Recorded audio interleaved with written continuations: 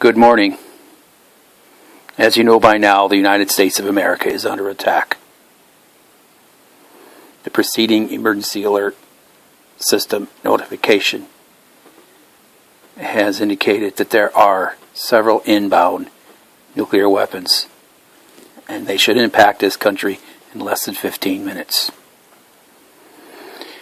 A special program was implemented within the last 60 days to try to fortify at least one broadcast radio station in each market and provide them with a backup generator and a means to receive information, both digital and analog. Teletype, we got some old teletype machines here, along with computers and monitors. We will be your voice. We will be your ears and your eyes. Now, this signal is being broadcast on both the TV stations and all broadcast radio stations in our area. However, we only have generation capacity for one frequency after the grid goes down. Therefore, it is imperative that in the next 15 minutes or so, you find a AM broadcast radio and set it to 960 AM. Okay, that being said, I have to tell you, my name is Herb Wells, and I'm an engineer. This program was set up for two people, an engineer and an on-air personality, and we've been rotating. The on-air personality, whose draw it was, I do not know, and he should be here within 15 minutes or so, so I am told. My job is to give official information for this region. Therefore, my primary goal is to keep the transmitter, the generator, the antenna, and our computer systems running. So everything is running pretty good right now. We expect cyber attacks to coincide with nuclear weapons going off. As far as who launched them, doesn't really matter. If it's North Korea, one volley, and maybe we can get back to normal life. If Russia and China get involved, it won't be long before we're all involved. So let's take this one step at a time, folks. Now, I have been given things to tell you and official information, and I'll try to do this as calmly and politely as I can. However, given the circumstances, if I get a little flustered, I think you'll understand why. First of all, do not panic. We do not know exactly how many weapons are inbound, and our armed forces are doing their best to intercept them. So we don't know if there's going to be one or a dozen that get through. We don't know at this time. What is important is everybody not to panic. Okay, this broadcast is for the South Bend metropolitan area. It also includes Elkhart and Southwest Lower Michigan. If you live outside this area, if you live to the north, AM 580 will be the primary frequency out of Kalamazoo. 1020 AM will be the broadcast frequency for Fort Wayne. And I do not have Gary's or Lafayette's numbers, but those will be the other two that surround this area. If you are in one of those areas, please get that frequency right now, because this information is going to pertain to South Bend and the metropolitan area. Now, evacuations of the cities, Chicago, Detroit, Indianapolis, Grand Rapids, are underway.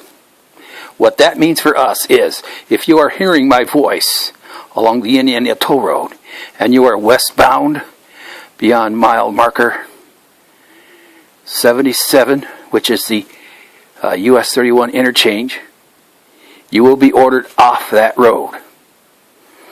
As soon as the next exit, forget about the tolls. The tolls have been taken off. You don't have to worry about them. Get off. Because what's going to happen is they are starting in Chicago, and they are going to put all lanes eastbound to get as many vehicles out of Chicago as possible in the next half hour or so. Okay. Now, when they get to the interchange at South Bend, They will be either ordered north or south. It is imperative that you get away from the big cities. It is also imperative that you get away from the strategic targets, which are Wright Patterson Air Force Base in Ohio, but in Indiana, Grissom Air Force Base, and in Michigan, Kinchlow. It's been deactivated, but the strip is still there, along with Selfridge. The reason being is, if we have bombers in the air, they got to land somewhere. And so if those bases are taken out, they will not have a place to land. They will be ineffective. Plus the tankers down there. Okay. Next. All military leave is hereby canceled. If you haven't got a text or a call from your unit, your command, telling you where to go, this is the instructions that I'm being given to tell you. You are to report to your nearest police station and check in.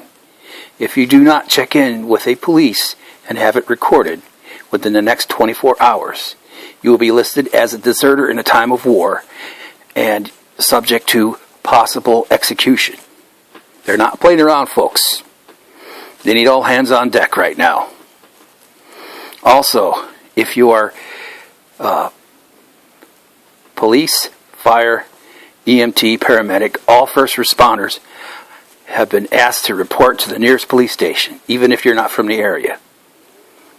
They're going to need all hands on deck trying to coordinate traffic going around the city. Okay. All reserved branches, reserved units have been activated, and you are told to report to your armory. It's National Guard too. Everybody report Kimball Street Reserve Center or the armory up in Dowagiac. Show up. They'll find something for you to do, I'm sure. Okay. Now, if you can't make it out of town, the best thing to do, and I have some papers here somewhere that tells me in more detail. I don't think, quite frankly, that I have the time to do this. Get to the lowest floor in your house. Hopefully a basement. If you have a basement or cellar or a storm cellar, go there now. Take a radio with you. Take some batteries. Get as much water as you can. Start filling up buckets. Start filling up pans. Everything you can get can hold water, because if the grid goes down, if the power goes out, you're going to need that water. Okay. Next. Stay off the streets. Stay off the phones. I know the first impulse is going to be to try to call your loved ones and at least tell them goodbye or tell them how you're doing or everything like that. Don't do it. Unless the person that you're calling has special needs. The police would like to know that. They won't be able to get to them right away probably, but if they have a call log that they should check on someone, when the dust settles, then maybe they could do that. If you're not with your family, if you're away from home, find the closest building with the basement. If you have no basement, then get into an interior room. It's usually a bathroom with no windows. Yes, it saves people's lives in tornadoes.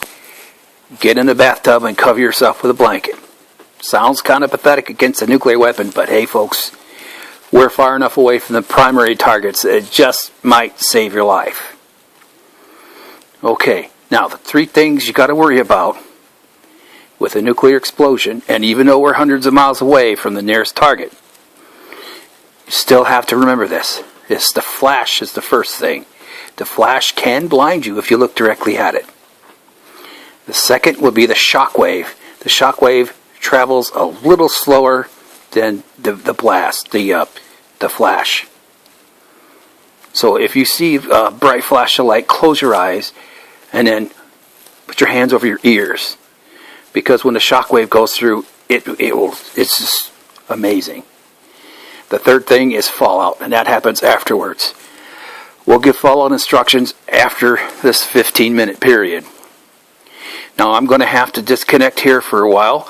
I have the duties I have to perform to make sure that the transmitter and the antenna system are decoupled. So in case of an electromagnetic pulse, they will not be erased, which could happen even if we got everything all fortified. It's better to be safe than sorry. And my on-air personality has not made it yet, and hopefully when I come back, he or she will be here. So this is Herb Wells signing off, saying good luck, ladies and gentlemen, and I should be back on the air shortly.